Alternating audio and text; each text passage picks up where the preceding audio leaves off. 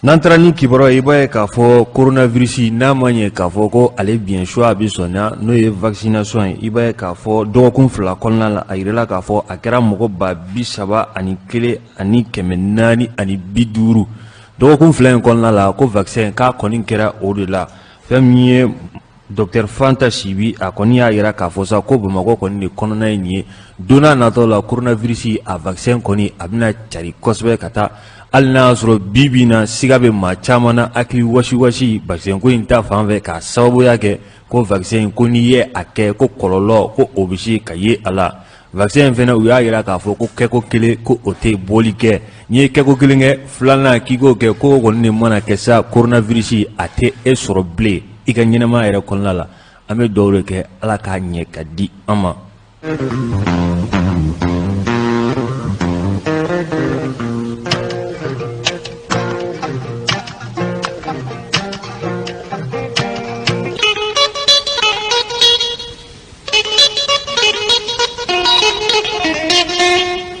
Yajalo nantrani kiboro ye ambe do menaka konna nantra menaka konna sa iba ye ku kunu nege kanye tan fila wakati na jari iba ko midi walma 12h o wakati nuna sa iba ye ka fo bamanci do de koni alamne kan belebele menaka sa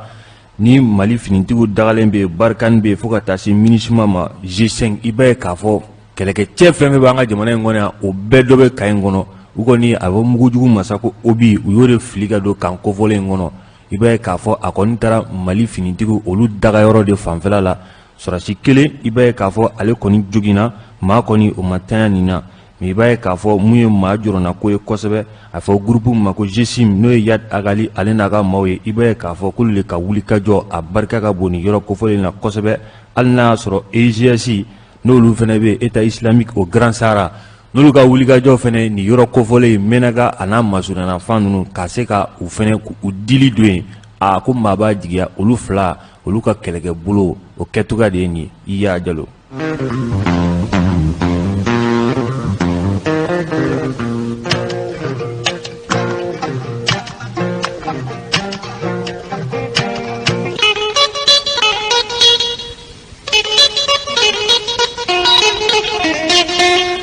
Yajalo o lakanabaliya kile gunga iba ye k'a fɔ bulu kesi Tchad finitigiw iba ye k'a fɔ olu ka mobili kɔni taara yɛlɛ foro fɛn kan Tchad finitigi minnu sa minnu bɛ G5 o kɔnɔna la o tɛ G5 jamana duuru minnu bɛ n'olu kɛlen don k'u fanga fara ɲɔgɔn kan ka ɲɛsin bamanciya kɛlɛ ma Sahel jamana olu kɔnɔna la olu ka bolifɛn kɔni taara yɛlɛ foro fɛn dɔ kan foro fɛn min n'a sera ka Tchad finitigi fila olu kɔni bɔnɛna u ni na a kɛra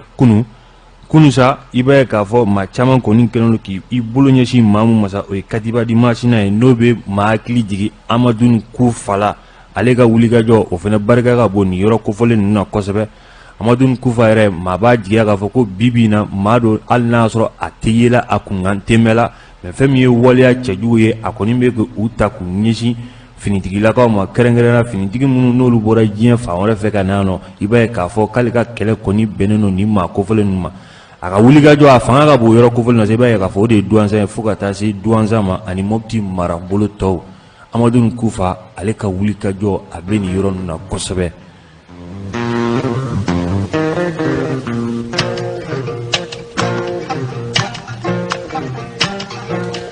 An bɛ to lakanabaliya bunankun kan halisa i b'a ye k'a fɔ Sidati n'ale kofɔra maa tɛ maa a kofɔ maa ye maa dogolen tɛ Sidi Ould Ibrahim Sidati Sema o ɲɛmaa don i b'a ye k'a fɔ ale kɔni bɔnɛna a ni na Kidalibuguri mɔgɔw b'a fɔ ten k'a daga yɔrɔ bɛnnen dɔ yen ma k'a kɔni sɔrɔla yen nɔ a ka bulonda la maa dɔw fɛ a yirala k'a fɔ ko moto tɛ dɛ ko katikati yɛrɛ de don u tun bɛ katikati la u kɔni taara a bɔnɛ a ni na f'a ka bulonda la sabula k'a ka groupe électrogène kuranko min n'an da tur'a la kɔlɔlɔ don dɛ groupe bannen kuran fɛnɛ tɛ ka sɔn k'a ko k'a ka groupe dilanna ɲini ko énergie tamu filɛ nin ye k'a y'o fɔ cɛ ɲɛna ko mɔgɔ tɛ nin ye ko n bɛ n ka groupe ko n b'a dilan sabula ko kurantigɛ insécurité don o de sen fɛ sa Sidati dɔw nana mugu yuguyugu a kan ani kamalenw yɛrɛ bɛ yen n'o yɛrɛ kɛra sababu ye ka na ni groupe dilanna ye marifa o fɛnɛ sɔrɔ o kɔni bɛ labutani bi an bɛ dugawu de kɛ ala ka lafiya k'a di o ma a yirala fɛnɛ k'a fɔ ko maa kofɔlen dɔ kɔni sɔrɔla maa 7 bɔɲɔgɔnko nka sɛgɛsɛgɛli a kɔni bɛ ka taa ɲɛfɛ maa saba a siga kelen no olu de la kosɛbɛ kosɛbɛ ni ala sɔnna ma ko bi k'olu bɛ bila kan 1 olu ka bolo kan ni mun yera la kɔfɛ enquête kɔni olu bɛ to sen na fo ka taa fɔ don min na nin ko a tiɲɛ dɔnna Cheikh Sidibe. Jaginɛ ni lakanabaliya kow de Bamako yan nɔ tan nin b'a yira Sidati ka fagalen nin b'a yira k'a fɔ ko on est tous exposés c'est comme an bɛɛ labilalen de don ça veut dire que mɔgɔ mago tɛ anw na de mɔgɔ si tɛ lakana kɔnɔ voilà mɔgɔ si tɛ lakana kɔnɔ mɔgɔ mago tɛ anw na de o de la anw yɛrɛ c'est comme an balolen don bi nin b'o de yira sinon ni mɔgɔ mago b'i la a bɛ se ka n'i faga cogo mun ka d'a ye i bɔtɔ i ka so ou bien i dontɔ i ka so ou bien sira fɛ foyi tɛ bɔ a la donc nin ko bɛ yɔrɔ mun na c'est comme u ka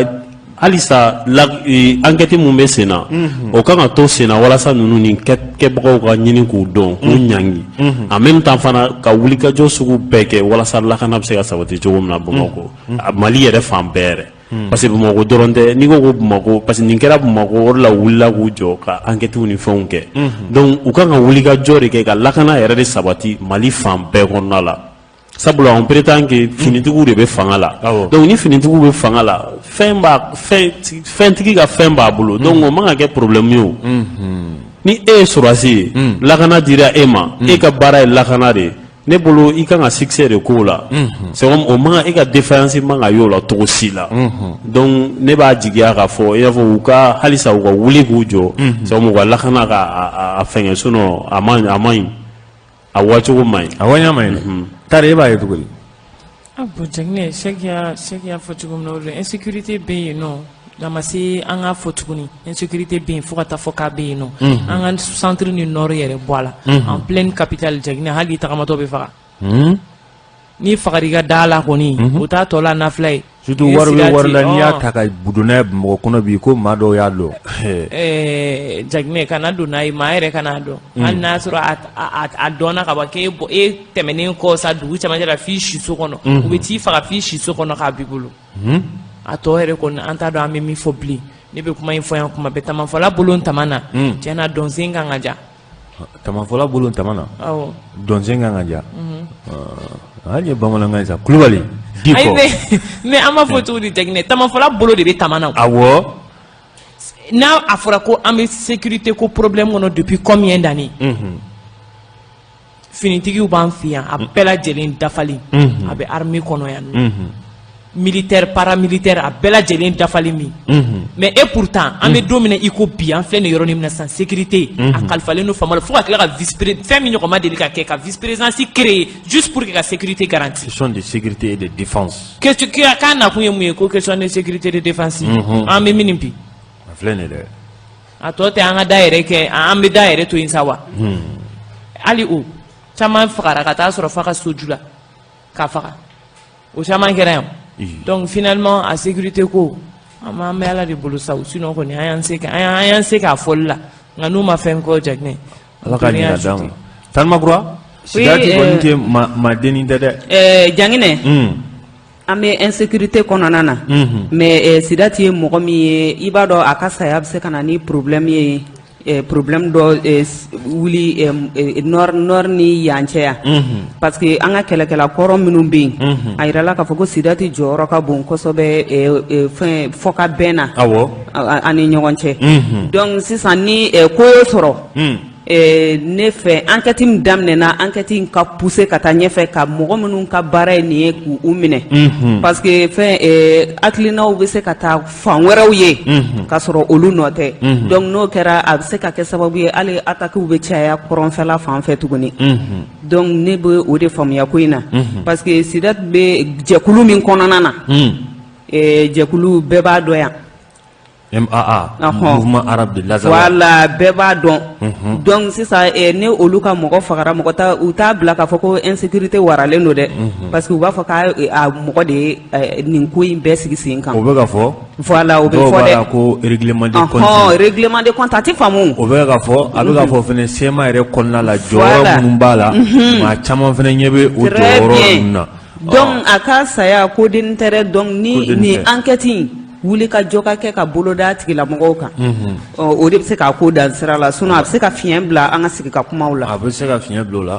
hali n'a y'a sɔrɔ maa min tɛ misi min yɔrɔ o b'a dɔn ko jifilen tɛ yen sinon a yirala ka fɔ sidati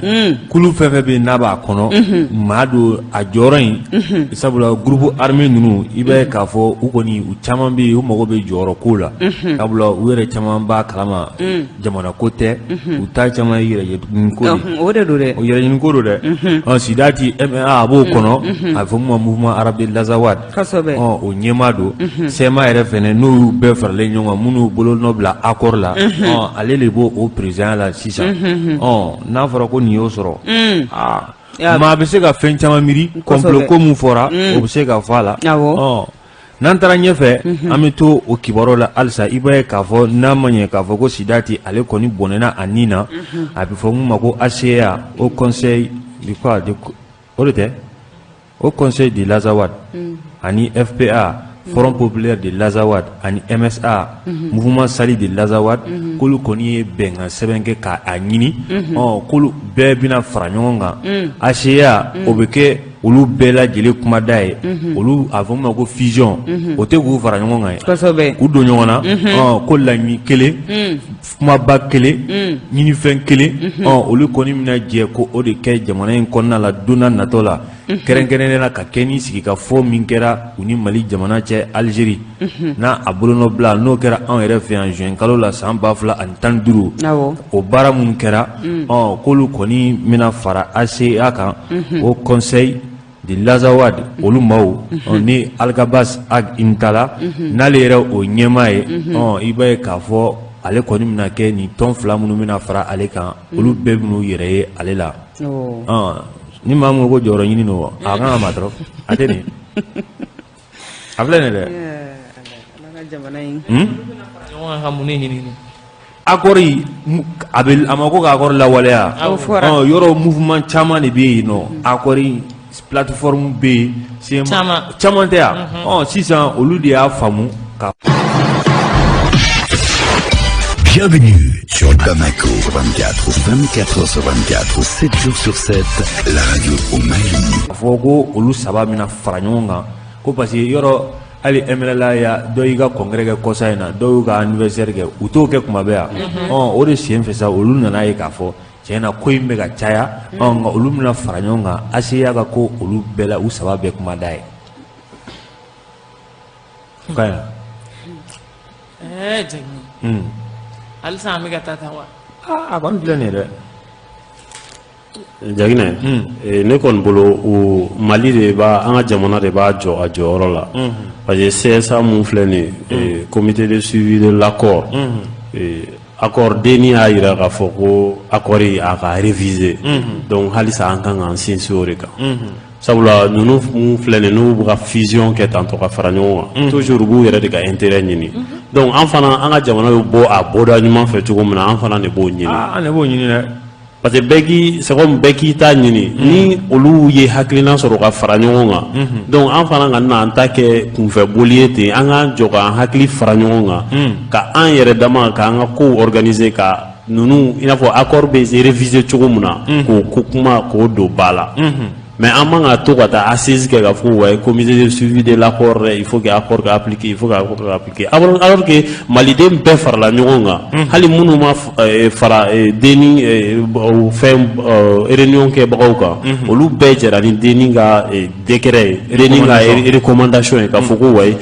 denni ye mun fɔ c'est vrai a kan ka kɛ ten tɔ donc maintenant ni a kan ka kɛ ten tɔ il faut que Mali fana ka ninnu filɛ ka fusion mun kɛ an fana k'a jateminɛ ka pression dɔ kɛ walasa an bɛ se ka accord in ka réviser cogo min na donc a bɛ se ka ɲa anw yɛrɛ ma cogo min na an bɛɛ b'an yɛrɛ yala cogo min na sabula mɔgɔ caman t'i yɛrɛ ye accord a signera cogo min na Alger mɔgɔ caman t'i yɛrɛ y'a kɔnɔ Mali la yan donc maintenant an ka fara ɲɔgɔn kan an fana an ka fusion kɛ halisa an ka na to division na walasa a ko bɛɛ ka tiɲɛ kɔni ko filɛ nin sa voilà Makura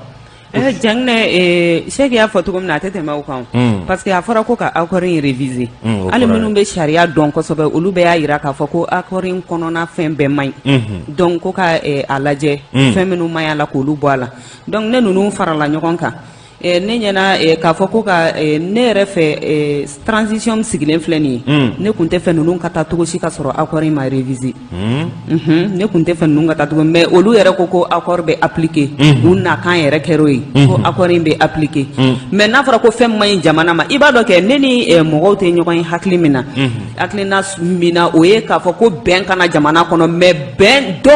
tɛ se ka ɲini fɛn jamana tiɲɛni kan c'est-à-dire ka jamana ko o minɛ ko o di mɔgɔ ma a b'a dɔn k'a fɔ ko taalen ɲɛfɛ a ma ɲi jamana ma donc ne ɲɛna jamana bɛ tiɲɛ don bɛn bɛ na minnu bɛ ka laɲini wɛrɛw kɛ olu sago ka kɛ mais a kana kɛ jamana don dɔ la f'an k'an sigi k'a fɔ ko Mali kun bɛ taa fɔlɔ mun ye Mali kɛ tan bi c'est-à-dire ce n'est pas a fɔra ko accord in signena k'an to état de faiblesse la donc an tɛ se ka fɛn bɛɛ kɛ k'a fɔ ko an bɛ état de faiblesse la an bɛ bɛn ɲini ka taa fɛn accord bidon ni fɛnw ta ka o bila en application donc ne fɛ don dɔ o bɛ jamana ye an bɛ fɛn fɛn ɲini jamana ko la an t'a sɔrɔ quoi donc moi je pense que yani ninnu mana fara ɲɔgɔn kan togo togo k'a fɔ k'u bɛna laɲiniw kɛ laɲini in kɔni accord in ka réviser yani a ka appliquer an b'o dɔrɔn de ɲini jamana ɲɛmɔgɔw fɛ n'an taara ni kibaruya ye i b'a ye k'a fɔ mani bɛ mani ye siri ma labɔli kɛ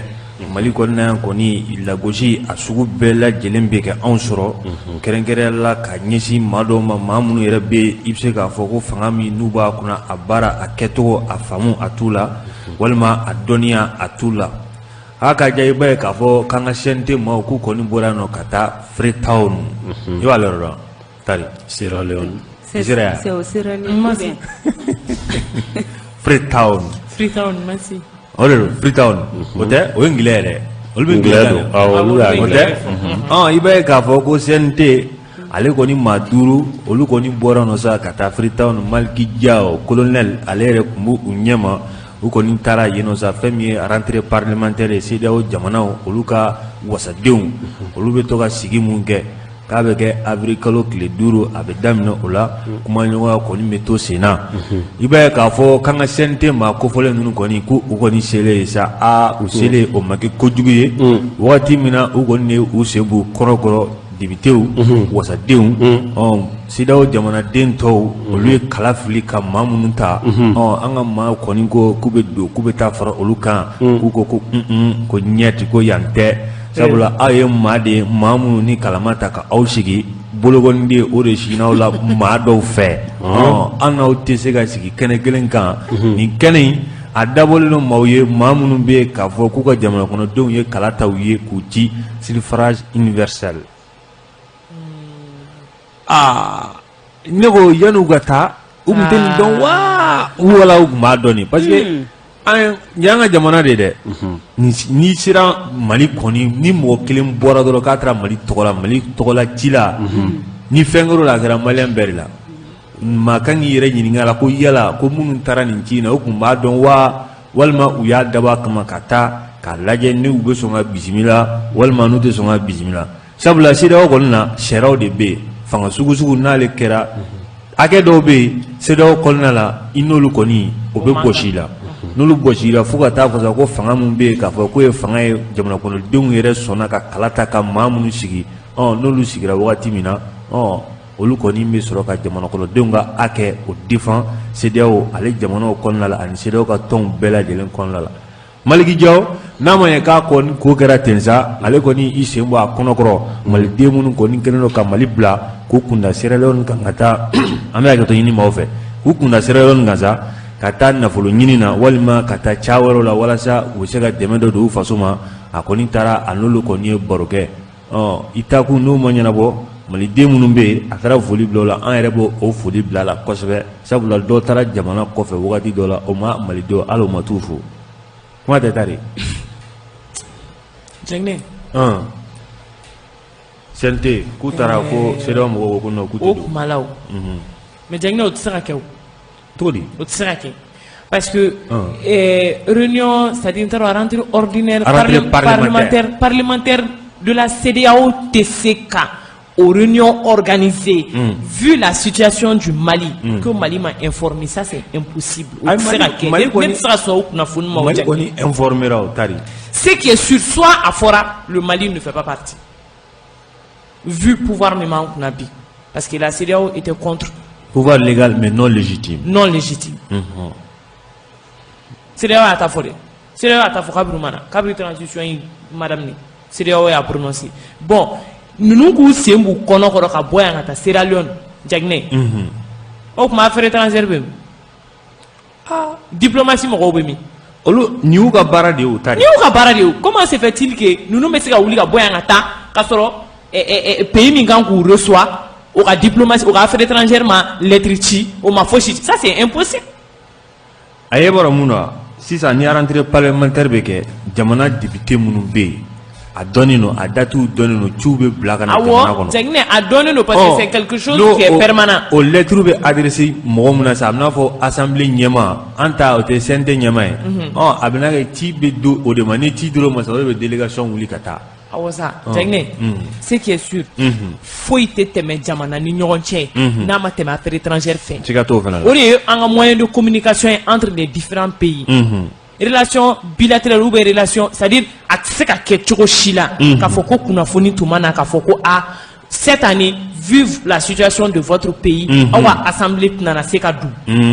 o bɛ fɔ pour bɛn yɛrɛ coopération ni ɲɔgɔn cɛ a kan ka kɛ ten tɔ de mais c'est n t'a faamuya k'a fɔ ninnu bɛ se cogo di parce que nin ye lama n t'a dɔn Jaginɛ nin ye kuma sulu de ye a ka jugu dɛ. parce que a ka fɔ k'i kana na vu la situation de ton pays ne b'o faamuya mais ka wuli ten ka taga i ka tila ka rejeter ko non Jaginɛ ça ni ma ɲi dɛ. a ka jugu dɛ. nin bɛ kɛ incident diplomatique ye ça c'est soit an ka mɔgɔw ma fɛn fɔ soit anw ma kunnafoni ɲɛnama sɔrɔ soit i y'a fɔ cogo min na u ye kunnafoni dɔn ka tila ka taa ko lala peut-être. a bɛ se ka kɛ ko n'u taara k'u bɛ taa la. si soit a bɛ fɔ ko ne venez pas ils vont dire que non olu ka droit de don a ye nin kuma fɔ yan non on a parlé de ça ici ko ninnu filɛ nin ils sont pas légitimes. ils sont pas légitimes an y'a kuma fɔ yan an Burama Burala yan kosɛbɛ nin y'a dɔ de ye parce que si tu es légitime n'a fɔra k'i bɛ assemblée jɔyɔrɔ fa nin yɔrɔ la i kan ka assemblée jɔyɔrɔ fa mais i tɛ assemblée jɔyɔrɔ fa parce que fasoden m'i ta i bɛ yen i yɛrɛ kun de o. sɛgɛ b'a ye nin ye maloyala ko de. Jaginɛ nin ko in mun filɛ nin ye d'abord yan'u ka wuli ka taga Freetown Sierra Leone u tun kan ka renseignement ɲɛnama ɲini k'a dɔn n'a sɔrɔ u bɛ se ka fɛn événement participer ou pas sinon le fait que u wulila ka taga n'u rejetera tan cogo la nin ye kumasulu ye jamana ma nin ye kumasulu ye jamana ma nin ye tɔgɔ tiɲɛ ye. Bon problème fana ye mun ye le fait que CNT depuis a sigi kuma an y'a fɔ a ko kɛra mankan ye donc o fana bɛ se ka CEDEAO permettre ka o ridiculiser cogo dɔ la yaasa parce que toujours problème bɛ yen nɔ an y'a fɔ CNT ko la problème bɛ yen sɛbɛn donnen don kama kiiri ɲɛkɔrɔ voilà k'a fɔ k'a sigicogo fana ma k'a sigicogo fana ma ɲi donc CEDEAO b'o sugu ninnu ye sinon u tun bɛ se k'u accepter cogo dɔ la d'une manière ou d'une autre a bɛ se ka kɛ Malick Diaw ninnu yɛrɛ y'a dɔn k'a fɔ ko n'an tagara bon lala a bɛ se ka kɛ an bɛ don lala a bɛ se ka kɛ an tɛ don a bɛ se ka kɛ wulila o kama yɛrɛ mais CEDEAO fana peut-être CEDEAO fana tun bɛ se k'u accepter mais le fait que il y a trop de polémique là-dedans donc maintenant olu b'a essayer k'u ridiculiser cogo dɔ la toujours u k'a dɔn k'a fɔ ko aw bɛ diɲɛ de kɔnɔ aw t'aw yɛrɛ ye jamana si tɛ balo i yɛrɛ ye o a ma nɔgɔn i bɛ jɛkulu dɔ de kɔnɔ i kɛra cogo o cogo donc i ye fɛn dɔ de signé i ni jamana tɔw ni ɲɔgɔn cɛ c'est la mondialisation voilà c'est la mondialisation donc maintenant i tɛ k'i pan olu règles bɛɛ kunna donc nin ye moyen de ka c'est comme sɔrɔdasi ninnu minnu filɛ nin fanga la nin ye moyen de toujours k'a yir'u la k'a fɔ ko bon u kelen tɛ u tɛ se ka pan u yɛrɛ ye donc u ni jamana tɔw de bɛ jɛ ka kow kɛ ɲɔgɔn fɛ donc n'u b'u tilen u k'u tilen n'u t'u tilen yɛrɛ u k'u tilen awɔ. Tanmakura a tɛ nin. non Jaginɛ an ka taa parce que ni ne ko n bɛ kuma n bɛ na répétition de kɛ ninnu ye a fɔ cogo min na ten cogo de don. an ka taa an ka taa i y'a fan fɛ.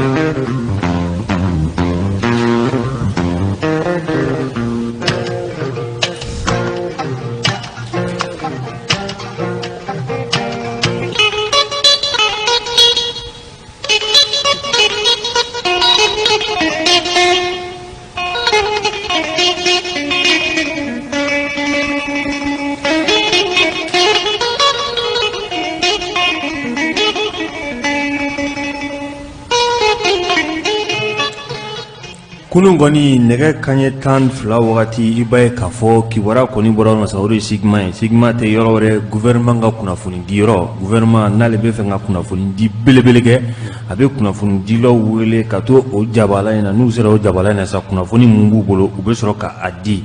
n'a ma ɲɛ k'a fɔ ko dɔgɔkun tɛmɛnen diɲɛ seleke 4 tɔnba olu kun y'a yira k'a fɔ ko Mali transition a ma ɲɛma u k'a lajɛ kalata min n'a kan ka kɛ transition kuncɛli baaraw ye ko ka a don ko ka a dɔgɔda n'a ma ɲɛ k'olu ye o kuma in ta k'o fɔ yanni o yɛrɛ cɛ i b'a ye k'a fɔ jamana in kɔnɔ yan kulekanw yɛrɛ bɔra k'a fɔ ko baara minnu n'o kan ka kɛ yanni kalata cɛ ko ka fɛɛrɛ ani dabali tigɛ o baaraw ka kɛ réforme politiques b'o la institutionnels b'o la seniko kumaw b'o la caman a kɔni fɔra nka fɛn min ye maa ɲɛma minnu b'an kunna yan nɔ hali n'a y'a sɔrɔ u ma kala don u nin na ka bɛn ni jamana kɔnɔdenw ka ŋunankan ye maa caman y'a jigiya k'a fɔ ko fɛn min ye Nations Unies ye olu ka kɔngɛrɛba ɲɛkɔrɔ i b'a ye k'a fɔ assemblée mun kɛra dɔgɔkun tɛmɛlen Faransi fo ka taa se États-Unis ma olu kɔni ye a ɲini an ka transition ɲɛmaaw fɛ k'u ka kalata ko ka a dati ko ka a bɔ joona joona kalata bɛ kɛ don kɔfɔli mun na n'a ma ɲɛ k'olu ko k'a bɔ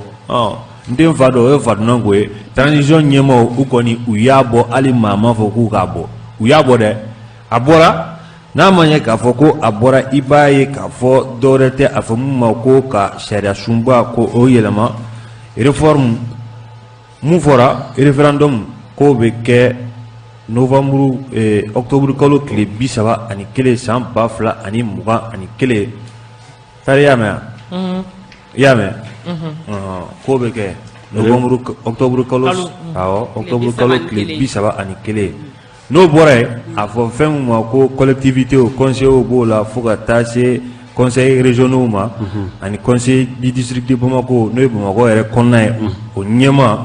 olu bilalen don sa kalo tile 26 décembre kalo san 2021 o kɔfɛ sa i b'a ye k'a fɔ a fɔ mun ma ko belebelew ta n'o ye wasadenw ye ka taa se jamana ɲɛma kalafili yɛrɛ ma ala k'a don yira an na o tɛ ko bɛ kɛ couple i bɛ couple dɔn à la fois bɛɛ bɛ kɛ ɲɔgɔn fɛ a fila ka kɛ ɲɔgɔn fɛ cɛ sotalaw bɛ nin dɔn dɛ couple a jɛ i t'o dɔn i bɛ numéro 2 ta o ye couple ye e ma deli k'o ta tari i b'o fana la a ye ne ɲininka de ne b'a journal kɔfɛla la an b'a ye journal couple gagnant couple placé ni kɔni ye couple wasaden kalata ka taa se jamana ɲɛma kalata ma i b'a ye k'a fɔ ko o baara in fila bɛɛ lajɛlen de bɛ kɛ ɲɔgɔn fɛ février kalo tile 27 san 2022 ni tako filanan yera la tako filanan baaraw olu de bɛna kɛ fɛn min ye marisi kalo tile 13 san 2020 ani marisi kalo tile 20 san 2022 ko jamana ɲɛmɔgɔw ta o ye marisi kalo tile 13 ye ɲɛmɔgɔ ta couple bɛ kɛ kuma jumɛn couple 27 février awɔ couple 27 février marsi le 13 mars o ye jamana ɲɛmaaw ta ye le 20 mars voilà o ye wasadenw ta ye a kɔni bɛɛ lajɛlen filɛ nin sa ka a bɛndɛgɛmɔ magura a kɔni filɛ mais ko yala ko maa kan k'i yɛrɛ ɲininka réforme minnu na a fɔra jamana kɔnɔ k'a fɔ k'u kan ka kɛ premier ministre yɛrɛ ale kɔni ye baarakɛyɔrɔ dɔ yɛrɛ sigi a yɛrɛ nagakɔrɔ mun bɛna politiki baaraw kɛ ɲininkaliw kɔni kɛra politiki maaw la kunu yɛrɛ ko i kunnafonidilaw fɛ k'a yira k'a fɔ sɛbɛn min ne a bɔlen filɛ nin ye fɛn min Sogɛl Kokala Mayiga n'ale M5 ale maa kologirin dɔ ye ale kɔni y'a yira k'a fɔ ko nin baara min kɔni filɛ nin ye ko nin don kofɔlen ninnu k'a tɛ se ka kɛ k'a tɛ se ka kɛ k'a sababu kɛ mun ye ko n'i ye a jateminɛ maa minnu b'an kunna bi a fɔra de k'a fɔ ko yɛlɛma dɔw bɛ yen k'olu kan ka kɛ fichier électoral b'o la réforme politique b'o la ko o baaraw yɛrɛ politikimaaw ni premier ministre yɛrɛ bɛ kuma ɲɔgɔn la wagati min na walima u ni jamana faamaw bɛ kuma ɲɔgɔn la wagati min na ko n'o wagati kelen yɛrɛ kɛra ko kana datiw bɔ wa dati a bɔra maa si t'a kalama fo n'a kɛra ministre ale n'a ka maaw ye walima minnu bɛ k'an mara bi olu yɛrɛ n'u hakilina k'a sɔrɔ maa si sen ma don a la k'o ye gɛlɛya ye gɛlɛya min ni maa tɛ se k'a fɔ k'o bɛna wolo fɛn wɛrɛ la ni maa sigilen tɛ ni fɛn min ye ala k'an kisi o ma o tɛ Mamadu Tarawele kofɔbu ale fɛnɛ y'a yira k'a fɔ ko ko nin kɔni ye balinako ye balinako tɛ dɔwɛrɛ ko sabula ko ni ministre Abdoulaye Mayiga lieutenant de tɛ lieutenant colonel de tɛ lieutenant colonel Abdoulaye Mayiga k'olu n'ale tun bɛ kuma la kuma kun bɛ mun yɛrɛ kan o de ye organe unique ye ka organi unique dɔ sigi mun bɛ se ka kalata ka o baaraw ko olu kɛ donna nataw la mais u b'o kuma ɲɔgɔnya la ko fɛn min ye k'a fɔ ko kalata date ye nin don ye ko o kuma ma tɛmɛ olu ni a cɛ o kuma ma tɛmɛ olu n'a cɛ o suma ko o dugumajɛ n'olu nana ye k'a fɔ ko kalata ko a don dɔgɔdara ko kɔni de ye waleya sa waleya min ni a tɛ faamu sabula jamana kɔnɔden bɛɛ lajɛlen de kun kan ka fara ɲɔgɔn kan walasa don ka sɔrɔ don min ni bɛɛ lajɛlen bi i yɛrɛ ye don min na ka sa a ka ja bɛɛ sɔnni dɔti mun ma n'o bɔra ko a ka ca ala fɛ ko furugu ani ɲɔgɔn sama ko o tɛna bɔ a ko la a kɔni ko filɛ nin kalataw dati bɔra dɛ référendum hali n'a bɛ kɛ ka sɔrɔ ko jamana a 80% o t'an bolo yɔrɔ min b'an bolo 20 dɔw ko ten ko 20 de b'an bolo dɔw k'a tɛ 20 yɛrɛ bɔ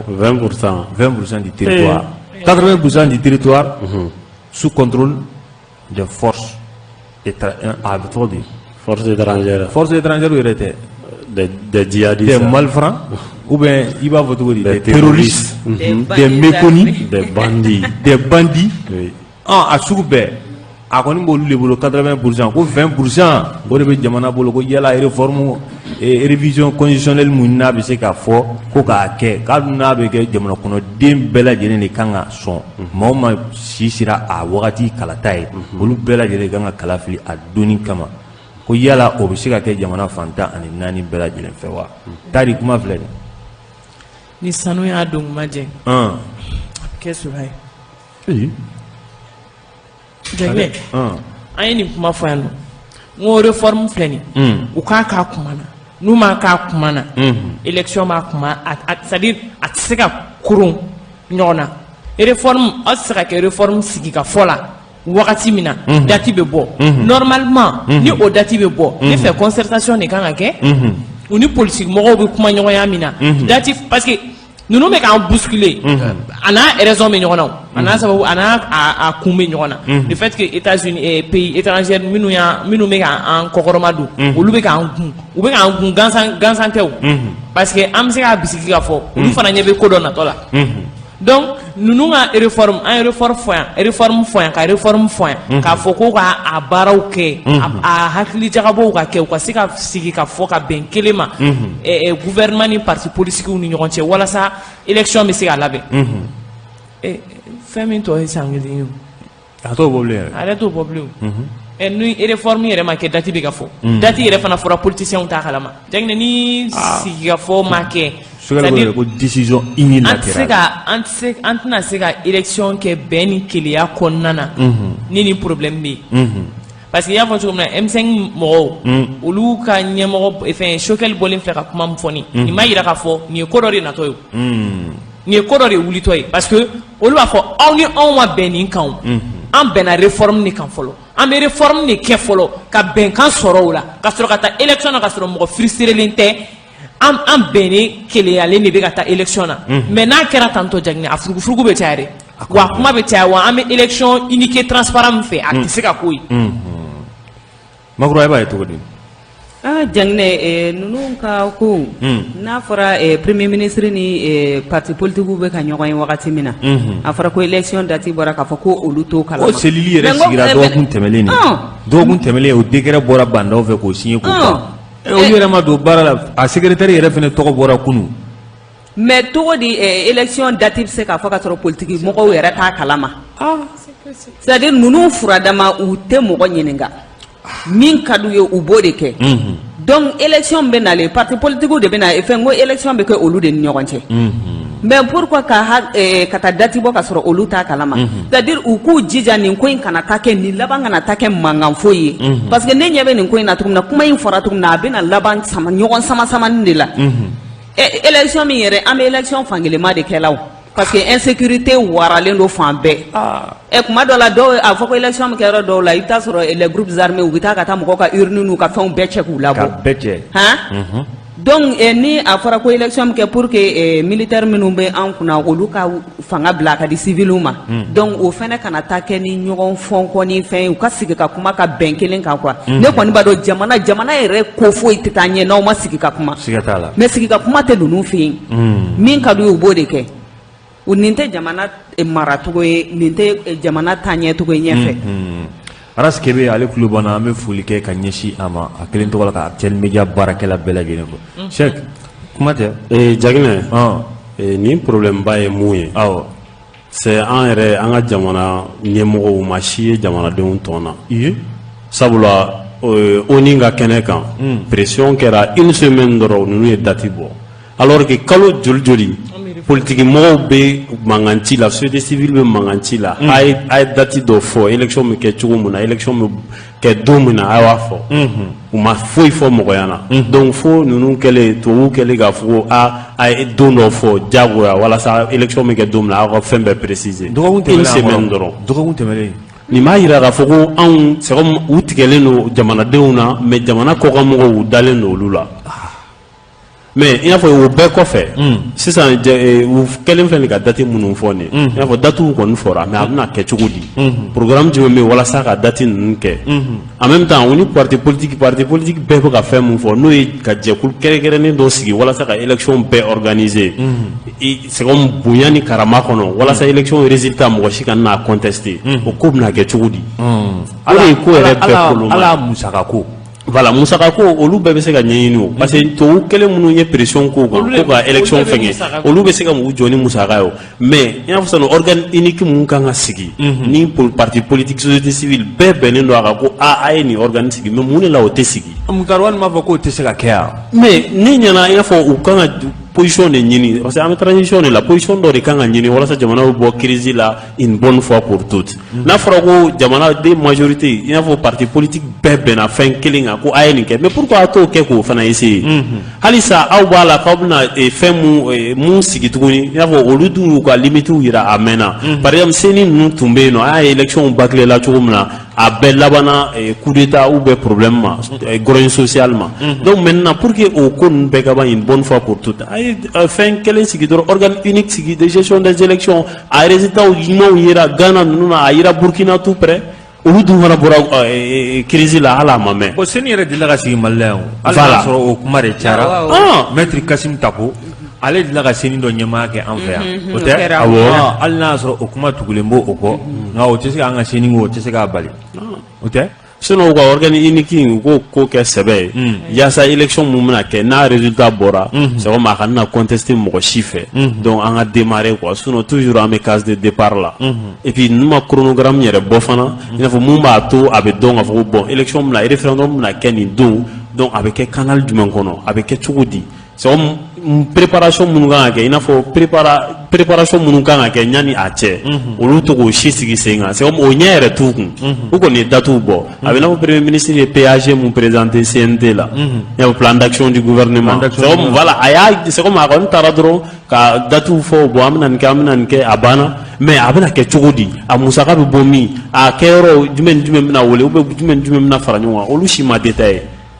donc nin bɛ jate dɔrɔn i n'a fɔ u kɔni u ye tubabuw de ka problème résolu dɔrɔn a banna parce que olu ko ko date de olu mago bɛ date de la donc an dun mago tɛ date dɔrɔn na mais an mago bɛ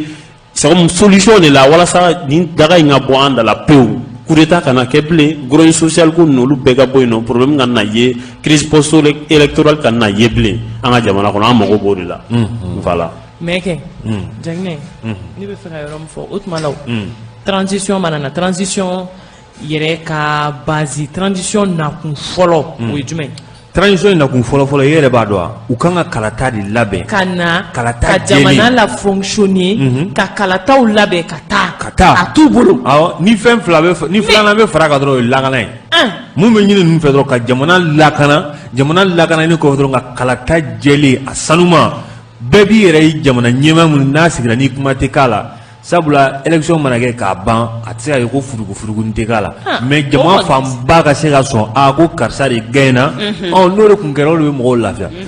mais aw yɛrɛ nakun ye fɔlɔ ko ka walasa jamana kana jɔ fonctionnement ka continuer mais aw ka élection labɛn n'i y'a bɛ kɛ wagatinin kunkurunin ye o de don o la to an b'a fɔ ko période exceptionnelle situation exceptionnelle dɔ de don aw bɛ fɛn dɔ labɛn k'a di ka taa mais Jaginɛ nin tɛ o ninnu ta kan yɛrɛ i bɛ fɛ ka fɛn min bila est ce que nin y'o bila ɲɛ ye nin t'o bila ɲɛ ye ninnu nana yanni u k'u ɲɛsin élection ko ni sécurité ma olu ye nomination de kɛ fɔlɔ min ni place min ka kan ani min n'a man kan ka bɛɛ bila jɔyɔrɔ dɔ la ka kɛ c'est-à-dire i b'a dɔn problème ye min ye il faut que an ka jamana de bila ɲɛfɛ n'an bɛ diɲɛnatigɛ ko ko la jamana ka bila ɲɛfɛ parce que i b'a dɔn ni jamana taɲɛ souci bɛ yen ko sugu dɔ bɛ a tɛ kɛ an ka kɛrɛfɛ mɔgɔ ko in dabila an ka place ko ninnu an ka a nɛmɛ Mali yɛrɛ bɛ dingɛ min kɔnɔ an ka lajɛ Mali ka bɔ dingɛ fɛn Mali in tɛ anw ye an denw bɛ yen donc Mali an ka Mali bɔ dingɛ in kɔnɔ k'a di an denw ma sinon ne ɲɛ bɛ Mali in na cogo min na bɛɛ ta kɛra san tan donc mɔgɔ si tɛ miiri jamana in na tuguni an dun n'i y'a ye an bɛ kuma na an bɛ jamana dɔ de kɔnɔ siga t'a la c'est-à-dire i ɲɛ fili an kɛrɛfɛ jamana ninnu bɛɛ la i jigila bɛ n'i bɛ Mali kɔnɔ wala i jigila bɛ misɛnya c'est pas ni u ka jamana ko bila ɲɛfɛ sa an ka taa Yaya Jalo fan fɛ an bɛ taa sugu la an bɛ segin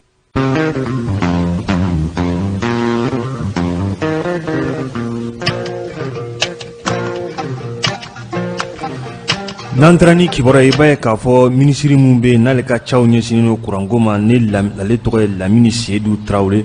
Lamini Seydou Traoré a kɔni ye wele bila kunnafonidilaw ma kunun a ka minisiriso la n'o ye a yɛrɛ jabala ye kunnafoni kɔni tɛ dɔwɛrɛ ka bi na Mali kuranko gɛlɛya min b'a la a dogolen tɛ maa la sabula a kɛra sen nɔ kinbiri nɔ bɔn sen kan bɔn kunkan ye kuran a bɛ tigɛ sanga ani waati tigɛ kuma yɛrɛ t'a la fajiri sɔgɔma tile sanga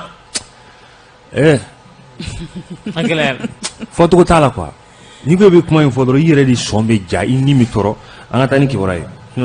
ye ne balimakɛ i dusu da ayi nin cɛ in kabini ne ye nin cɛ in ye don min na ne y'a fɔ ko nin cɛ in a ko cogo di a ko n'i ye Mali ta k'a lajɛ ko bibi na ko gɛlɛya kɔni bɛ anw kan surtout nin wagati kɛrɛnkɛrɛnnen k'i b'a ye k'a fɔ san caman k'a bɛ san 30 bɔɲɔgɔnko bɔ nin gɛlɛya in nin bɛ Mali kan ko o kɔni baaraw ko o tɛ se ka ɲɛnabɔ kalo 6 baaraw senfɛ i b'a ye k'a fɔ Lamini Seydou yɛrɛ a ye mun fɔ mun yɛrɛ bɛ maa dabali ban a ko la a bɛ jamana wɛrɛ de jalaki koyi ko sabula ko n'i ye a ta k'a lajɛ kuranko min ni a gɛlɛya b'an kan k'an yɛrɛ ka kuran baarakɛyɔrɔ dɔw bɛ yen n'o bɛ manatali fo ka taa se felu ma k'i b'a ye k'a fɔ k'olu bɛ 400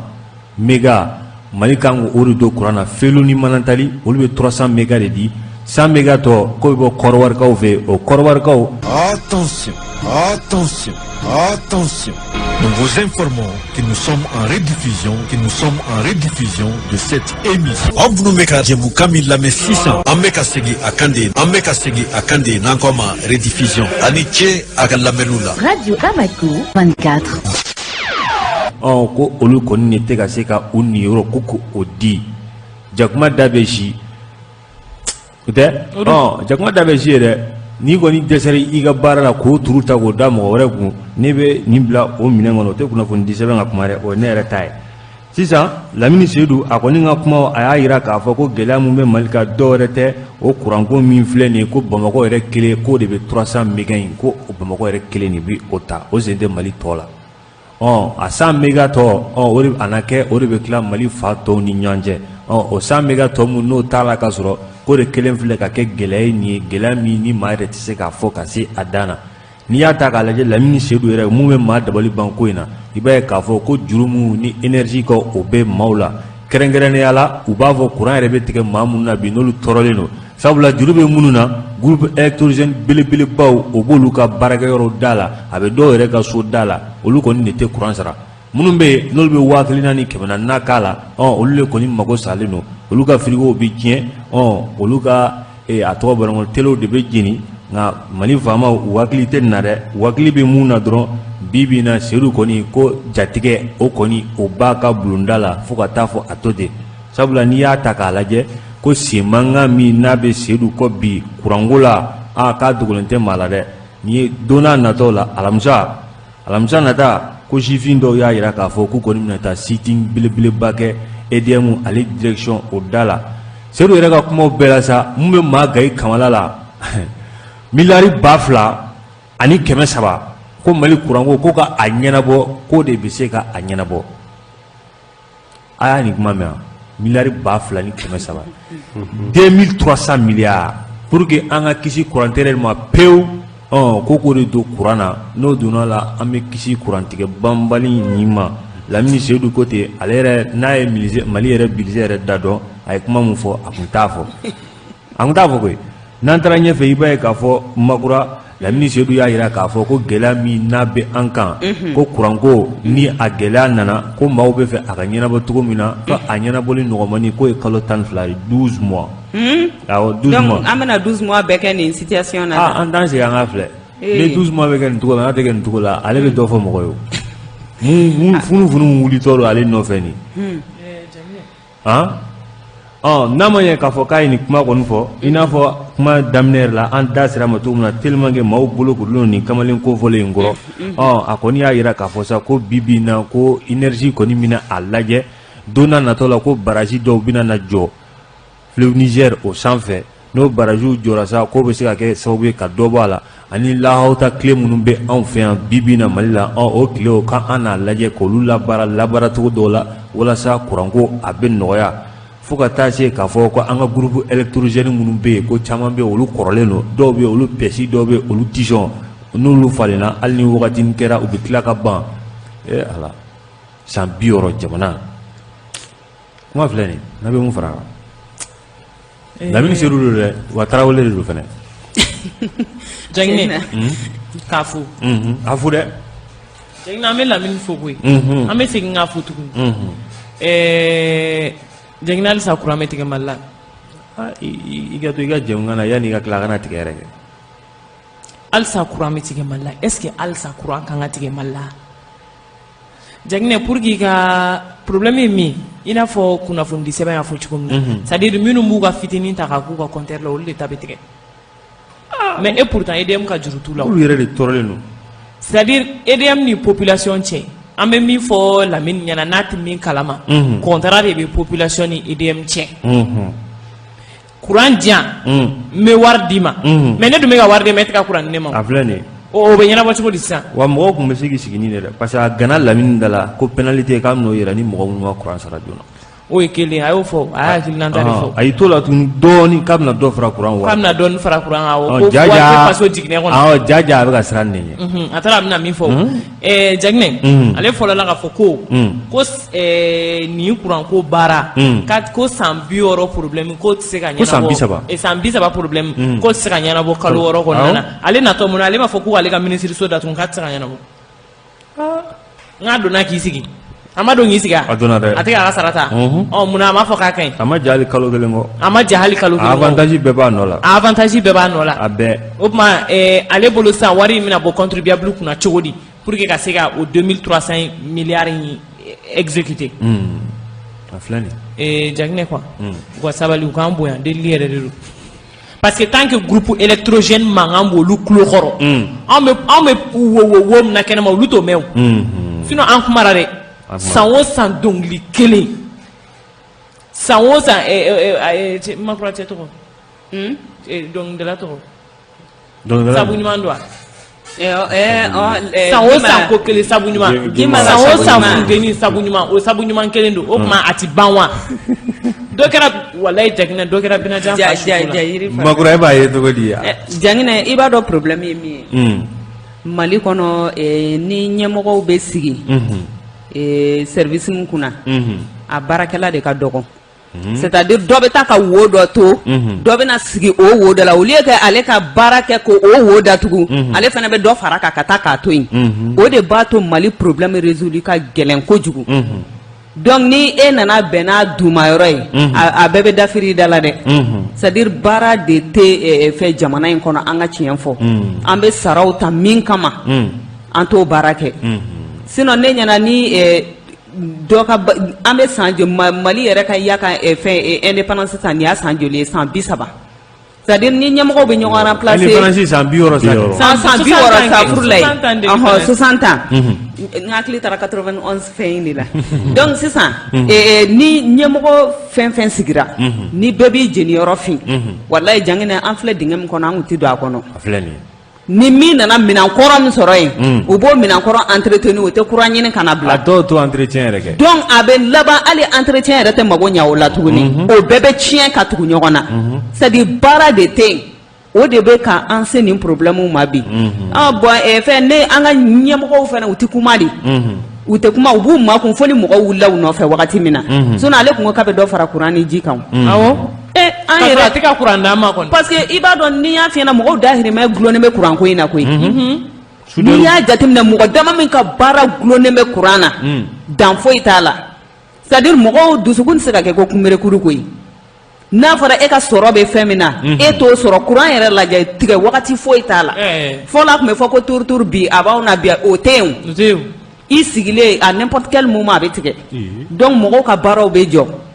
n'a fɔra ko wari tɛ jamana min kɔnɔ e bɛ sɔrɔnin min kɛ n'a fɔra ko ka jɔ ko kuranko a bɛ ka kan min fɔ a ka kan wɛrɛ ɲini dɛ hali wululen sugurudu la sinon ne cɛla ne Tarawele don sa nka n'a bura ngɔri b'a ka ko in na dɛ Cheikh a tɛ nin Lamini Seydou Jaginɛ kuranko a kuma a cayara dɛ a degun a bonyara kojugu Lamini Seydou a tun kan ka bɔ a mɛnna kabini funteni ma daminɛ ka nin kuma ninnu fɔ mɔgɔw ye ni solution mun bɛ ɲini o ka ɲini yanni problème ka na o de la a bɛ fɔ gouverner c'est prévoir yanni i ka problème ka na i ka sɔrɔ u ye solution ɲini bien avant problème ka na i bɛ solution k'a la mɔgɔw tɛmɛra Mali kɔnɔ yan nɔ minnu ye kuranko problème funteni fɛ minnu ye solution ɲini a la minnu ye solution dɔw fɔ a la olu tun y'a solution ɲɛnamaw ye n hakili la olu ka papier olu ka fɛnw bɛ yen nɔ documents bɛ yen nɔ olu bɛ se ka exploiter o ni solution tɛ e bolo a la donc minnu tɛmɛra e fɔra minnu kɔ ni olu ye solution ɲɛnama dɔw i bɛ se k'olu dɔw ta k'o exploiter ou bien n'i tɛ se fana i ka bɔ yen nɔ o de la kunu plateau ka yan nɔ Mali Konate a y'a fɔ k'u bɛna sitting kɛ énergie da la jeudi nata o de la mɔgɔ caman y'a wele k'a fɔ ko olu b'a participer pourquoi parce que bɛɛ degunnen don bɛɛ tɔɔrɔlen don ministre yɛrɛ au même moment ale bɛ k'o kuma fɔ o y'a sɔrɔ ministre yɛrɛ a ye conférence de presse a ye kunnafonidilaw wele walasa ka kunnafoni di kɛ a kuma o 15 heures yɛrɛ a daminɛna retard la voilà donc ça veut dire que i n'a fɔ kana sari bila c'est comme kana na misi bila sari ɲɛ quoi sari bila misi ɲɛ voilà donc i kan ka kow kɛ de bien avant i kan ka solution ɲini problème na yanni problème kana mais ni fɔ ni problème nana ka ban donc c'est trop tard an tɛna se ka d'ale la bilen 2300 milliards mun filɛ n'ale filɛ nin k'o fɔ c'est pas le moment pour nous dire ça mɔgɔ t'a dɔn o bɛna ɲini ka d'ale voilà o bɛ ɲini ka d'ale ma cogo di donc a bɛ na ni plan wɛrɛ de ye a ka dɔ wɛrɛ fɔ a ye degun dɔ fɔ k'o bɛ Ivoirien kan donc Ivoire bɛ courant mun di Mali ma donc ko o de nana ni problème in yɛrɛ bɛɛ ye bon au-delà de tout ça c'est comme a tun bɛ se ka prévoir quoi a kɛra cogo o cogo cɛ ka kuma tɛ a ko kɔnɔdimi nana sɔrɔ basa birilen a kɔnɔ kan mais Cheikh ne nana ministre dɔ nana wagati dɔ la ministre tun tɛ ka fɛn hali an ka mɔgɔba fɛn fɛn bɛ yen a tun exige ko bɛɛ ka wari sara ayi o directeur de Dramane Coulibaly u y'a wuli ka bɔ a place la c'est à dire ni mɔgɔ min nana n'o ye baarakɛla ye n'o ko k'a bɛ solution ɲini u b'i senkɔrɔma cɛ ka bɔ yen il suffit que e kɔni ye k'i ka baara kɛ mais ka n'i ɲɛsin sanfɛmɔgɔw ma dɛ n'i kɔni n'i ɲɛsin sanfɛmɔgɔw ma i tɛ se k'i ka baara kɛ sinon ni o cɛ in bɛ ka taa taabolo min kan cɛ in bɛ ka wari min fɔ o tun bɛ sɔrɔ Jaginɛ en tant que groupe électrogène bɛ ministre ka da la en tant que groupe électrogène bɛ président ka da la en tant que jamana gouvernants les gouvernants en tant que groupe électrogène b'u ka da la solution tɛ sɔrɔ courant ko la marabagaw ka da la solution tɛ sɔrɔ courant ko la ala ka ɲɛ ka d'an ma Lamini Seydou ala ka baara ala ka dɔnni a n'a faamu a n'a kɛwale ka Mali kanu ala k'o di a ma a ye fatiha min kalan ala k'a minɛ donc ni courant tigɛra dɔrɔn an k'an bolo jan a ye fatiha minɛ Lamini dɛsɛra a ka ɲi ni courant tigɛra an ka fatiha minɛ silamɛ ka banbulu fɔlɔ ye duwawu ye komi Lamini ye duwawu de kɛ an b'a dɛmɛ duwawu la an bɛ kibaru laban di ka sɔrɔ ka nɛgɛjuru labila kibaru min bɛ yen i b'a ye k'a fɔ ko général Yamusa k'ale kɔni ye livre bɔ a ye livre mun bɔ sa ko général Yamusa k'a bɛ fɛ ko ka dɔ de ka nan bɔ wa ko yala dɔ kɔni o ta bɔnnen don ka ban sabula o yɛrɛ kɔni ko o bɛ taama la bi bi in na Abu Dhabi dɔ kɔni bɛ yen ko jamana faamaya nege b'o la hali ni maa tɔgɔ ma fɔ bɛɛ b'a tigi dɔn Yamusa yɛrɛ y'a tigi tɔgɔ fɔ koyi sabula bi bi in na ko jamana faamaya a nege bɛ o la ko yala Yamusa ka sɛbɛn mun bɔlen filɛ livre mun bɔlen filɛ nin a tɛna kɛ sababu ye k'o tigi tɔ lajigi bɔgɔrɔn duuru la hali n'a sɔrɔ bi bi in na maliden caman ka danaya dalen d'a kan maliden caman b'a ye k'a fɔ ko Faransi dɛmɛbaa don maa mun n'a bɛ Faransi ka ci la a cɛ kofɔlen ko Yamusa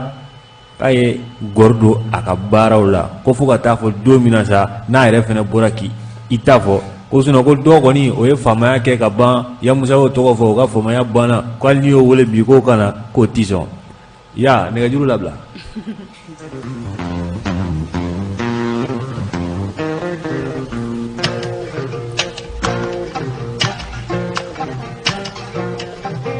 20 18 65 20 20 18 65. Allô? Man sɔgɔma Burama Fofana. Burama Fofana Falajɛ don. Jagne. Kuranko ministre ka kibaruya in. Wallahi an tɛ se k'an da don a la hali sisan anw bɛ baara kɛ autogare de la. Hali sisan kuran tigɛlen don yan fan bɛɛ. Jagne. Min ye Yamusa ka kuma ye. Awɔ. An y'a lamɛn. Nin de ka ɲi o jamana kɔnɔ fo jamana ɲɛmɔgɔw ka to ka c'est-à-dire ka ɲɔgɔn ka erreur fɔ. A bɛ hakili di jamanadenw ma kosɛbɛ. C'est-à-dire n'an ye ko bɛɛ mun ka dogo ko parce que n kana fɔ. A caman bɛ san'a ka c'est-à-dire a kɔnɔnata ye quoi. Ni min ye min kɛ fo o de ka fɔ. N'o o fɔla o la a ka ca Ala fɛ an b'an ta n'an bila dɔn. A y'a sɔrɔ anw yɛrɛ dalen t'a tigilamɔgɔ la ka kɔrɔ mais nin ye dɔ far'a kan. Ala ka tile hɛrɛ. Ya Rabbi. 20 20 18 65 20 20 18 65.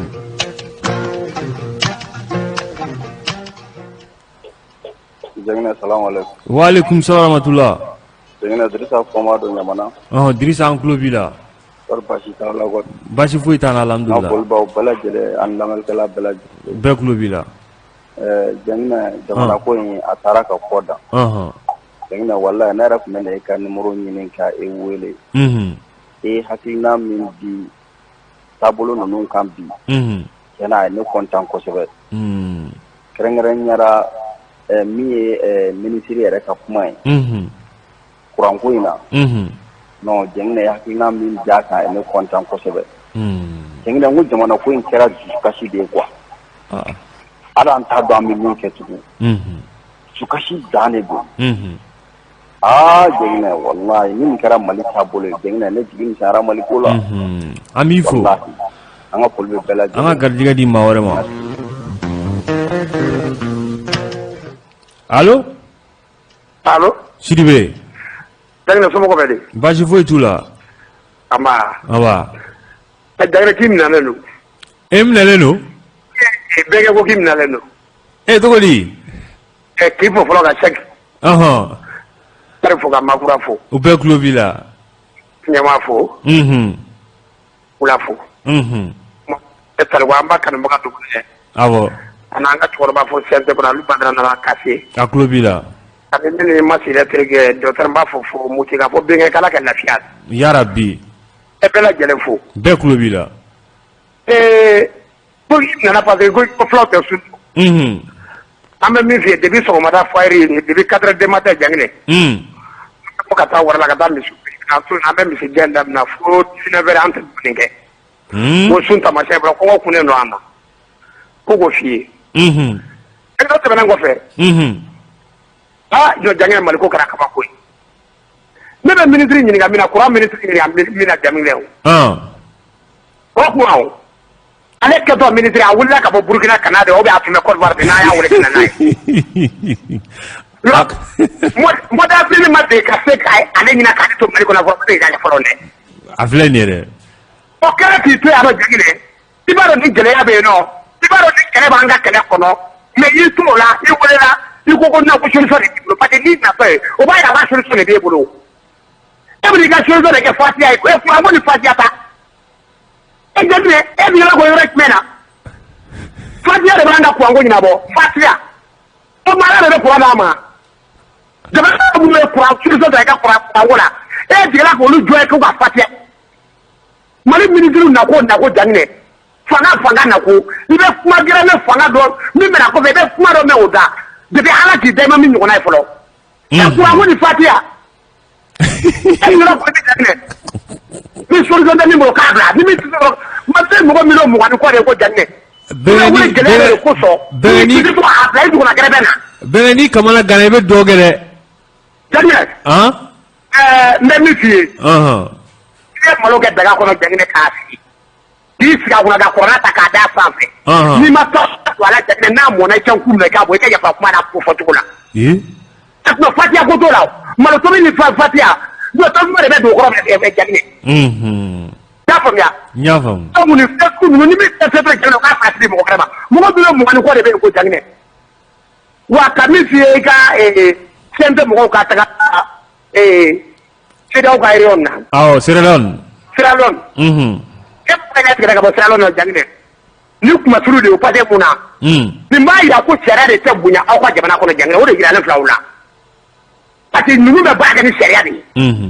bon ko min ka di an b'an ka ko bɛ kɛ tugu-tugu ni bari-bari donc ni sariya tɛ bato aw ka jamana kan aw bɛ bɛnkan min kan o bɛnkan o tɛ bato an ka jamana kan min ka di ɲɛmɔgɔ ye o b'o de kɛ a bɛ yira aw la kɔfɛ de bɔ ko aw ka jamana n'aw ka sariya n'aw t'a bonya dɔn donc an fɛ yan nɔ sariya a bɛ bonya o de tɛmɛ ne filɛ maliyɛnw ma wa maliyɛn bɛ kuma sulu la n tun b'a fɛ ka yɔrɔ min fɔ Janginɛ o de yɔrɔ de ye ala ka tile yɛrɛ da yarabi an b'i fo i Sidibe ya an bɛ maa kelen ta 20 20 18 65 allo oui allo Janginɛ ça va allo oui ne tulo bɛ Janginɛ i tɔgɔ ni jamu k'an wele ka bɔ min i ka cɛkɔrɔba de don Mohamed Traoré an tulo b'i la n'i fo ka plateau kan mɔgɔ bɛɛ lajɛlen fo u bɛɛ tulo b'i la ka Sidibe fo n balimakɛ ni n terikɛ o kɔfɛ ka ɲɛma fo a n'a ka madame Janginɛ fɛn bɛɛ bɛ ka fɔ Mali la bi fɔ baara jamana jɔli kuma tɛ ka fɔ Mali la bi fosi kɔnɔna ko kuma de bɛ Mali la dɔrɔn sinon jamana jɔli kuma tɛ ka fɔ quoi e k'i sigi dɔrɔn ka jamana journal baw bɛɛ lajɛ dɔrɔn jamana problème kelen a tɛ journal ninnu kɔnɔ o yɛrɛkun ko de ye journal ninnu kɔnɔ est ce que o jamana bɛ se ka fɔ cogo di a ka gɛlɛn jamana problème exceptionnel kan ka bila plateau kan tabali kan kuma o kuma ko ka kuma kɛ o kan olu tɛ na o fo c'est à dire interview ninnu jamana ko la jamana tɛ bɔ kalo kan kan dɛ a bɛ hakɛ to kuma fɔcogo la fo gouvernement ka kalo kan fɔ ninnu dabila a ka jamana baara jamanadenw sago la sinon jamanaden ninnu hali n'a danna mɔgɔ damadɔni ma nin wagati ninnu na olu dusukun laminen ninnu jamana ko ye quoi walayi jamana marabaga yɛrɛ de ka kalo kan fɔ dabila ka jamana baara jamanadenw sago la a lajɛ n'an taara diɲɛ jamana tɔw la an bɛ kuma suli cogoya mun na ka d'a kan an ka ɲɛmɔgɔw ka jogojuguya fɛ an'u ka walijuguw fɛ bɛɛ k'o lajɛ dɔrɔn hali ka sigi min tɛmɛna sisan a lajɛ Mali maloya cogo min na ka d'a kan parce que an tɛ sariya bonya an marabagaw tɛ sariya bonya an ni jamanadenw ni ɲɔgɔn cɛ an fɛ ko jamana bɛ an ka jamana ɲɔgɔnna de n'u nana u bɛ sɔrɔ k'u jɔ a ye dɛmɛ kɛ an m'an si kɛ dɛmɛ na walayi an tɛ dɛmɛ foyi kɛ jamana an ka impôt n'an ka taxe min b'u bolo ka baara kɛ u k'a labɔ an ka taa groupe ta ka b'u bɛɛ lajɛlen ka da la wa a tɛ se ka dɔn fɛnɛ k'a fɔ ko u dɔ bɛ ka ko dɔ kɛ dugu la n'a ma wulikajɔ sabati jamana in kɔnɔ gouvernement tɛ ka jamanadenw jate ni sɛbɛ ye quoi komi wagati sera an b'i fo o tɛ an tɛ bi taa an t'a a bila yan tari folikan laban ni kumakan laban jumɛn ye Janginɛ k'u fo k'an lamɛnbaga bɛɛ lajɛlen fo fɛn fɛn tun sɔgɔlen don an na sɔgɔmada in na ko ni kunnafoni de tun b'an bolo ka da u tulo kan e tɛ ka kɔji min makɔnɔ e tɛ ka kɔji min e tɛ k'a makɔnɔ ne tɛ kaw Janginɛ halisa jamana in kɔnɔ kawji min a makɔnɔ a m'a fɔ ko sunkalo bɛ kɛ Janginɛ an bɛ kelen fɔlɔ o de fɛ an tɛ fila fɔlɔ fɛ awɔ master kɛ o dɛ master kɛ kɔni don ne tɛ daga wuli don an b'a fo nka tiɲɛ yɛrɛ la ale ka sunkalo musaka nɔgɔya ko in an ka ɲi ale ta in na sinon an bɛna sunkalo semaine sɔrɔ sa k'a ka ɲi k'an bɛ bɛɛ lajɛlen fo an tɛ bi ta bila yan awɔ Janginɛ ka bɛɛ lajɛlen fo ko ala ka juma ka hɛrɛ di an ma yarabi Janginɛ an lamɛnbaga cɛman ni musoman bɛɛ lajɛlen fo Mali kɔnɔ fo Mali kɔ kan an bɛ n bɛ Tarawele fo ka tila ka Bayiba fo mairie du district kɔnɔna na ka Gaɲi Jakite fo nga foli be nyema na furumse Umar Chefi Mariko ani Fanta Konate ka bu koro bubula fo nga foli be Sidibe ani Mohamed Draman Traoré min bora ka welele ke sisan nga foli bu bela jelen an be duwawu de kɛ singalo in daminɛna hɛrɛ la cogo min na ala ka laban o hɛrɛ kelen na masiterikɛ ka kuma ko n'a bɛ fɛ ko an ka dalakan don ba la n'a ye singalo in fɛnw bɛɛ piri jigin sisan an b'a fɔ kawo jim Laylatul Kadiri don dɔrɔn tɛ chômé dɛ ko fɛn de bɛ kɛ sunkalo la mun ɲɔgɔn ma de kɛ aw de fɔ dɛ ko IBK bɛ Laylatul Kadiri don ni chômé mais olu ta in olu bɛna fɛn de kɛ sunkalo in kɔnɔ mun ɲɔgɔn ma de kɛ nin ye kuma belebele dɛ i b'a dɔn kumaba fɔ ninnu ma ɲi n'i ye nin kuma singalo janginɛ an bɛ singalo tile joli la tile 4 a ma taa ka dan kɛ o donc an sigilen bɛ k'a lajɛ ka bɔ ka nin kumaba in fɔ ka mɔgɔw la kontan donc nin ka bɔ a sira fɛ n'a bɔra a sira fɛ an b'a fɔ ko kawo jim kan kelen fɔ la n'a ma bɔ a sira fɛ an b'a fɔ ko kawo jim ciw caya dɛ a banna an b'o fɔ an b'a ci a yɛrɛ a ye wo ci a tigi la a ye wo ci a tigi la a yɛrɛ ko tɛ ko ni mɔgɔ y'i cuni u bɛ tɔn mun na ni mɔgɔ y'i cuni emisɛn ye a ye wo ci a tigi la ale yɛrɛ y'i cuni a ye ale na mi junsa a kɔni ko filɛ a y'a buruja dɛ ka bɛɛ fo mɔgɔ ma kun sɔgɔlen banna ka foli kɛ ka ɲɛsin u bɛɛ lajɛlen ma ko ala ka juma hɛrɛ da n'u ma u ka dugawu ka an ka ɲɛmaa ye Burama Jalo Mas Jack Boyer a fari a ma jo an bɛ dugawu kɛ ala ka lafiya ko di a ma ani banabaatɔ bɛɛ lajɛlen ala ka juma yɛrɛ yir'an na